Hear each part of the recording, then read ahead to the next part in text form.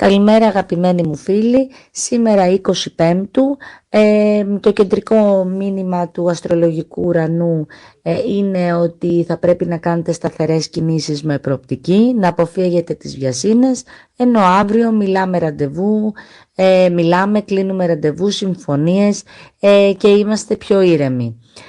Ο Άρης το Λέοντα που μπήκε τώρα και θα κάτσει μέχρι τον Ιούλιο μας φέρνει, ανεβάζει τις μηχανές, που σημαίνει ότι μας δίνει αυτοπεποίθηση.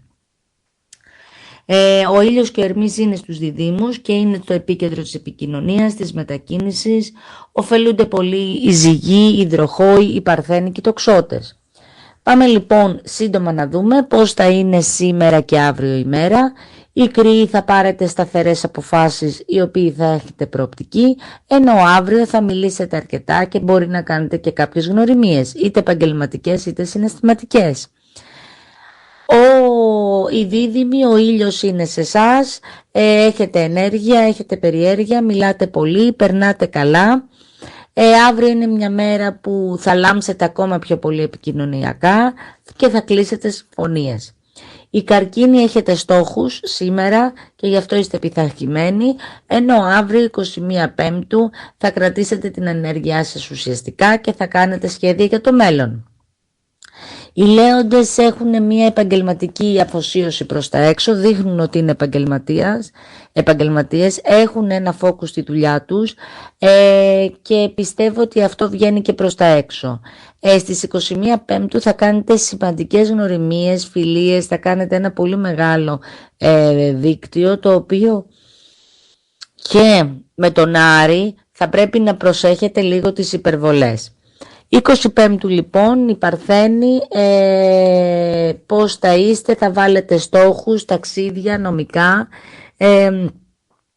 νομικά θέματα μπαίνουν σε βάση, ενώ 21 Πέμπτου σημαντικό πρόσωπο βοηθά την καριέρα σας, γιατί του μιλάτε ξεκάθαρα για τα προβλήματα τα οποία έχετε.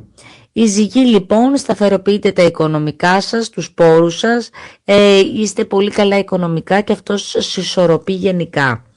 21 Πέμπτου θα έχετε ευνοϊκές μετακινήσεις αύριο, θα μάθετε πράγματα,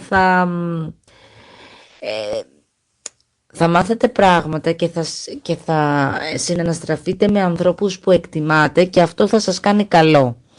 Οι Σκορπιοί, οι συνεργασίες θα έχουν βάθος, αλλά εσείς βάζετε όρια. Είναι μια εποχή πάρα πολύ δύσκολη επικοινωνιακά, μην τσακωθείτε τώρα, δεν υπάρχει λόγος. Ενώ στις 21 Πέμπτη θα λύσετε θέματα οικονομικά και θα ελέγξετε λεπτομέρειες, όρους για τις εργασίες. Δεν είναι ώρα για ξεκούραση, σκεφτείτε την, αλλά δεν είναι ώρα αυτή τη στιγμή. Πάμε στους τοξότες.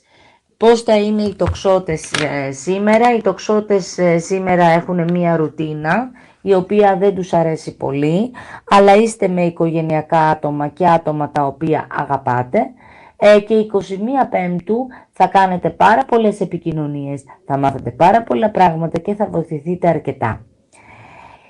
Οι εγώκεροι έχετε μία δημιουργικότητα αυτό το διάστημα, είτε έχετε παιδιά είτε όχι, κάνετε πράγματα τα οποία σας αρέσουν και αυτό σας ανεβάζει ψυχολογικά, και αύριο θα βρεθείτε κοντά σε αγαπημένους ανθρώπους, αλλά θα πρέπει να προσέχετε τις εντάσεις.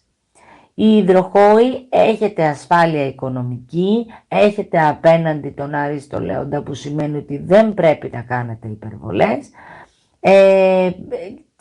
Αύριο είναι μια μέρα η οποία θα είστε και εσείς κοντά σε αγαπημένους σας και θα περάσετε εξίσου καλά.